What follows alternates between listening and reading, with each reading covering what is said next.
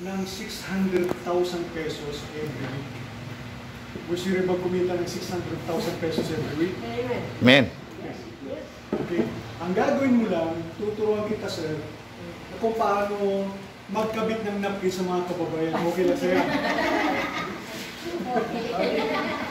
Hindi naman daw niya nakikita eh. Oh, hindi makikita. Sorry. So, ito yan.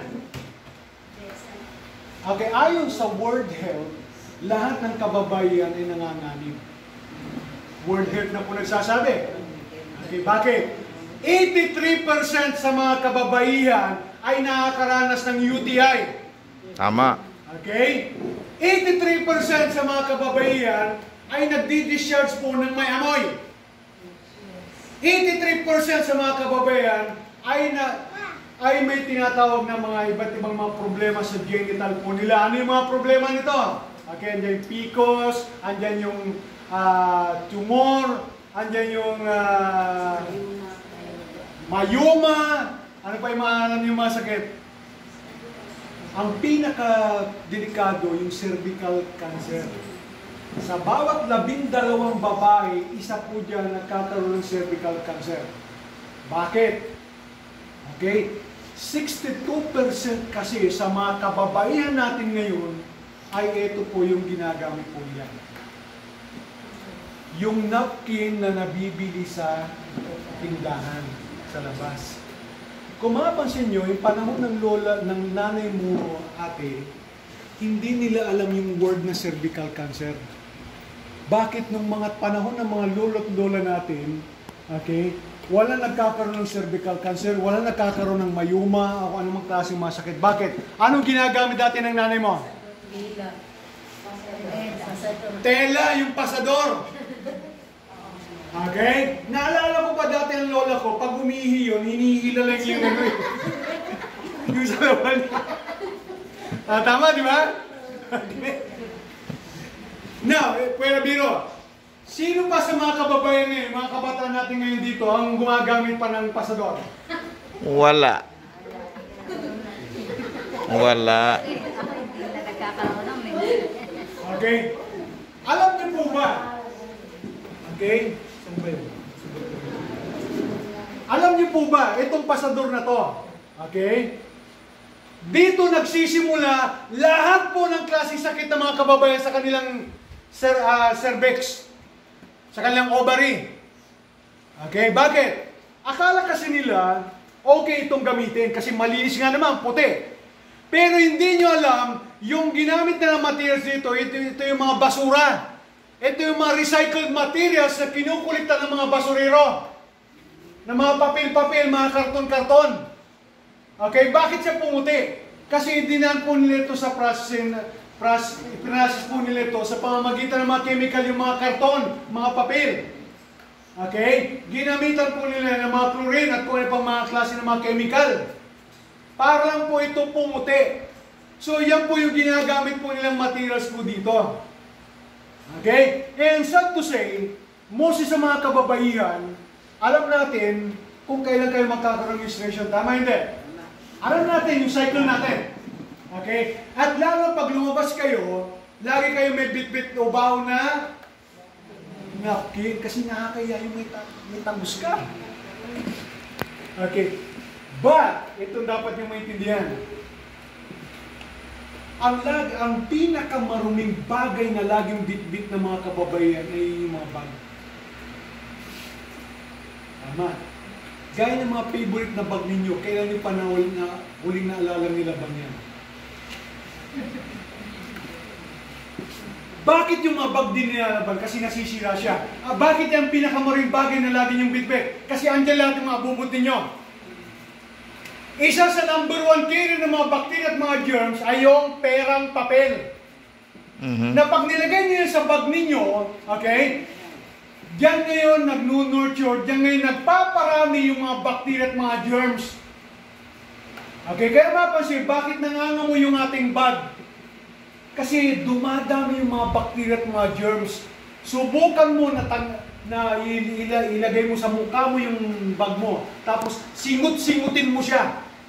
Mamaya-maya, may sipon ka. Kasi nasisimot mo yung mga bacteria at mga germs. Now, pag naglagay ka ng napkin mo sa bag mo, makukontaminate po ito. Bakit? Yung napkin na ginagamit po natin, okay, butas po yan. Okay? Pag nilagay mo ito sa bag mo, papasok yung mga bacteria at mga germs, nakukontaminate po ito. Okay? Now, hindi alam ng mga kababaihan na habang ito'y nakalapat sa ari ng isang babae, nagbabakyum yung ari ng isang babae. Yung mga bacteria at mga germs, pumapasok ito sa puwerta ng mga kababaihan. Okay, so mamaya i-demo ko sa inyo ito ngayon. Anong pagkakaiba nitong napkin na to, ordinary napkin sa napkin po natin? Po natin, silyado po siya. Unlike din sa napkin na ginagamit po ninyo, ito siya, pag binuksan mo yung plastic, hindi mo na siya pwedeng sarado. At yung plastic na ginagamit din, galing po ito sa mga recycled materials. Galing din po ito sa mga planta ng mga chemicals. So, contaminated din siya. Okay? Yung ginagamit po natin dito ay aluminum foil. Na kung saan, pagka kumuha ka ng isang napkin, pwede mo siyang isarado ulit. So, hybrid aluminum foil po yung ginamit po natin dito. Okay? At mapansin mo yung napkin, silyadong-silyado po siya. Kaya kahit ilagay mo sa bag mo, hindi ito pinapasukan ng mga bacteria at mga germs. Now, ano meron dito sa loob nito? Subuksan po natin. Okay? So, yan po itsura po ng napkin po natin. Anong pagkakaiba ng iba ng napkin natin sa ordinary napkin? Ano napansin niyo man? May kulay green. Okay? Sa iyo, madam, ano napansin yung pagkakaiba? Okay? Kung mapansin mo, dito pa liit. Maliit po siya. Ito, medyo malaki po siya. Now, kung mapansin ninyo, dito wala siyang building. Ibig sabihin, wala itong protection. Okay? Nagtataglay po ito ng dioxin. Ano yung dioxin? Yan po yung nagpupos ng cervical cancer. Yan po nagpupos ng mga tumor sa mga kababaihan. Okay? So, andito po yan. Okay? So, short demo lang kasi may full presentation po ito, pero medyo mahaba-haba yun. So, shortcut ko lang po siya. Anong meron dito sa berde na to? Yung berde strip nito, ito yung nagtataglay po ng negative ion. Sino nakakalam ng negative ion? Wala, saan ako mag-explain? Ano ba yung negative ion? Pag may sakit ka sa baga, may lagnat ka, may sipon, may ubo ka. Pag nagpa-check up ka sa doktor, anong sinasabi ng doktor sa inyo? At saan ka maglakad-lakad? Ha? Arawan tapos? Ay, tama yun. Pero ang recommendation ng doktor, pag may sakit ka sa baga, may asma ka, may sipon ka, ubot, sipon ka, maglakad-lakad ka sa tabing dagat. Okay, bakit? Habang humahampas po yung tubig sa dalampasigan, nagpuproduce po ito ng milyong-milyong negative ion. At pag nasisigot po natin yung negative ion, okay, nagre-replenish po ito at mapapansin mo na gumagaling ka. In natural way. Okay? Kasi ang negative ion, nagpapalakas po ito ng energy po natin. Okay? At yung mga bacteria at mga germs naman pinapatay po niya. Gaano ka-importante yung negative ion? Okay? Ang negative ion, nandito lang sa paligid po natin. Kung saan maraming puno, andyan yung maraming negative ion. Okay? Ang negative ion, yan yung kumakain sa mga nasa alapa po natin sa mga hangin po, yung mga dumi-dumi sa hangin. Kasi kung walang kumakain sa mga dumi-dumi sa hangin po, hindi na po tayo magkikita-kita. Bakit? Malabo na ang kapaligiran po natin. So yan po ang nagagawa ng negative ion. Saan pa natatapon yung negative ion? Sa poles o sa talon. Pag, alam mo yung poles sa Tagalog, talon, di ba? Yes. Okay? Pagbagsak ng tubig sa mga batuan, nagpuproduce po ito ng milyong-milyong negative ion. Pansin mo, yung mga nasa tabi ng poles na nakatira doon, Malaging hubad yan. Pero bakit hindi sila nagkakasakit at ang haba ng buhay nila? Kasi lagi nilang sisingot yung negative ion. Subukan mo dito sa atin, magubad ka lang, mamaya-maya masipon ka.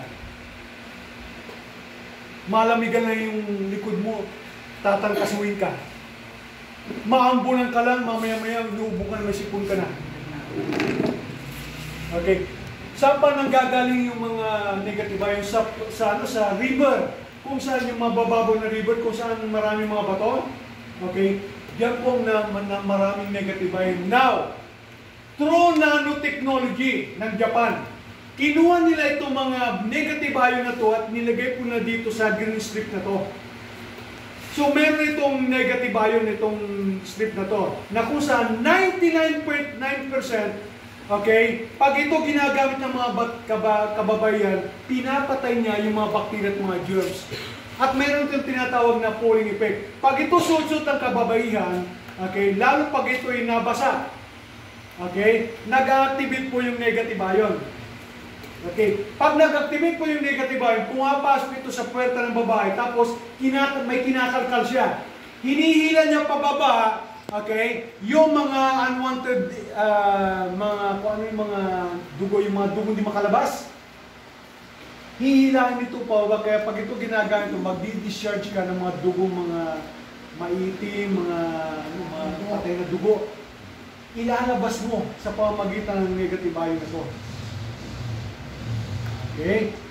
Tapos, ang magaganda nito mga kapatid, meron din po itong tinatawag na far infrared, hindi makalapit yung mga bacteria at mga germs. At pag ginagamit mo ito, nawawala yung amoy na ibang amoy. Okay? So ito, napaganda gamitin mo ng mga kababayan. Ang tanong nila, okay, ang sobrang nipis yan. Ito nga makapal, tinatabusan kami. Sobrang nipis pa. Ito nga makapal, kaya gusto ng mga kababayan na makapal eh. Okay, para din sila tagusan. But still, tinatagusan pa rin sila. So, shortcut demo ko na lang, ano?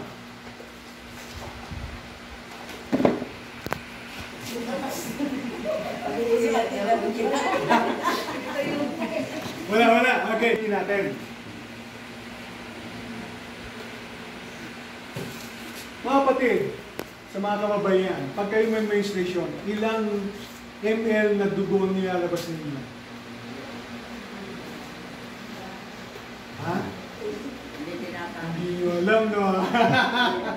Kasi ako, alam po yan, kasi nung may menstruation, sabi ko, buka! Tapos susukatin natin.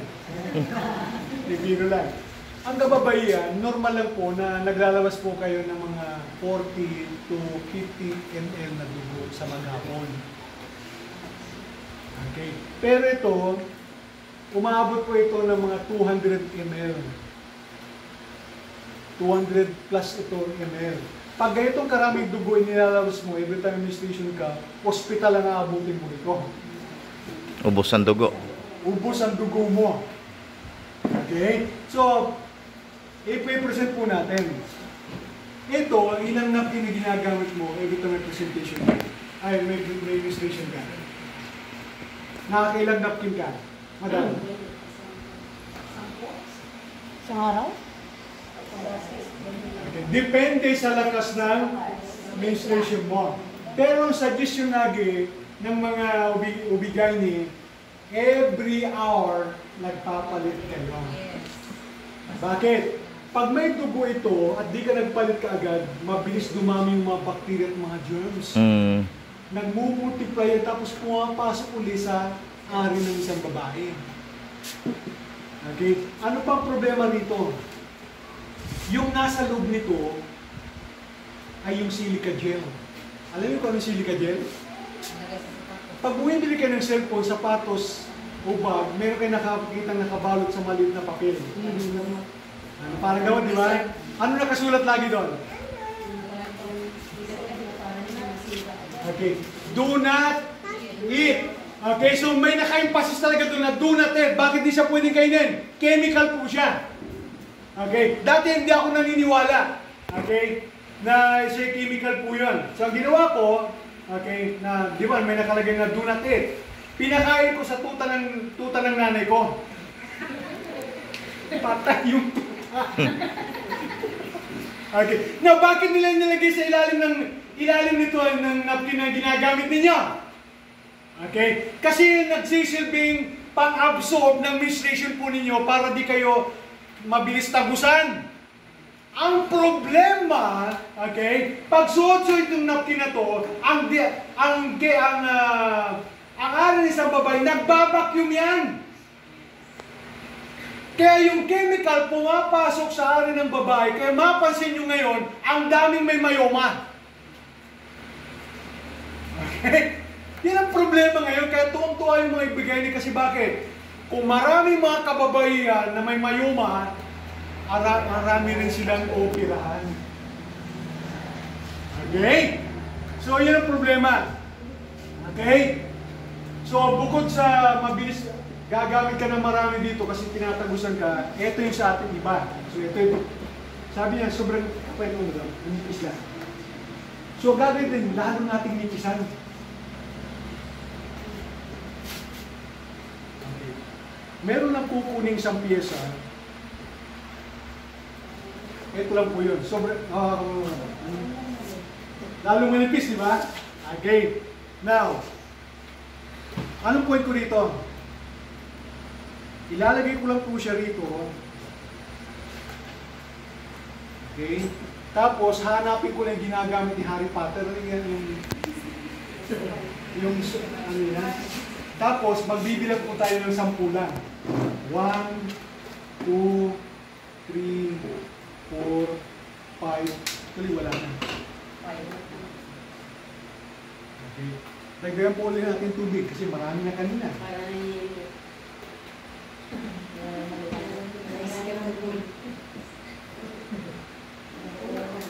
Wala na ulit. Dagdagan ulit natin tubig. Okay. So patuloy po niyang ina-absorb every time yung menstruation po. So isang napkin po natin ito, ang katumbas nito, 6 hanggang 8 napkin na ordinary napkin. Sabi na, baka mahal yan. Mas mapapamahal ka doon sa napkin na ginagamit mo. Magkano yung napkin na ginagamit natin? Yung favorite napkin natin? Size 8 pesos, mga ganun, diba? Tama, di ba? Kung makakasampu na ito, pag malakas yung menstruation mo, gagastos ka ng 80 sa isang araw. Mahal! Ang tanging libre lang dito, sakit. Okay? Sakit ibibigay ito. So ito pa maganda. Dati natin dito, iniagay po na dito silica gel. Ibig sabihin chemical. Kaya kayo nagkakaroon ng ovarian cancer, cervical cancer, yung vulva tumor, at kung kasi mga sakit. Kasi gawa ng chemical. Okay? Sa atin, hindi po siya chemical. Paano kung makapatunay hindi siya chemical? At ano itong nag-absorb dito? Ito yung tinatawag natin SAP o yung Super Absorbent Polymer Gel. Okay, so ito, hindi po ito chemical. Bakit di chemical? Mga kapatid, pwede po siyang kainin. Huwag lang yung may dugo.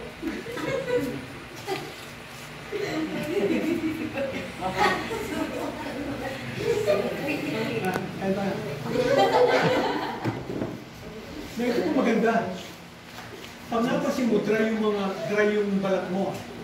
Okay? May mga pekas-pekas ka. Ang gawin mo lang dito, mga kapatid, kung mapasin mo, ito yung balat ko. Pag nilagyan ko yan, puputi yung balat ko. Kasi moisturizer po siya. So every time mag-demo po kayo, okay, huwag nyo itapon po ito. Bago matulog sa gabi, gawin siya parang mudpack. Huwag lang may dugo, ha? Gawin siya parang mudpack, mapansin mo na nawawala yung mga wrinkles mo, okay? Nawawala yung mga dark spot yan. Kasi ito, galing po ito sa halaman. Ang super absorbent polymer gel, o yung tinatawag nilang SAP, okay, halamang maliliit po ito na inaalagaan po sa Japan, sa Australia. Okay? So ito yung nagsisilbing nag-absorb kung bakit wala po tayong tagos. Susundan. Okay. Maganda ba yung mga products? Napakaganda. Okay. Sabi nga nga nila, kung magandang products, hindi mo na kailang magpakadalubhasa, kusang bebenta po yan. Ito po ang rason mga kapatid kung bakit po kami kumikita ng limpak-limpak na salapi.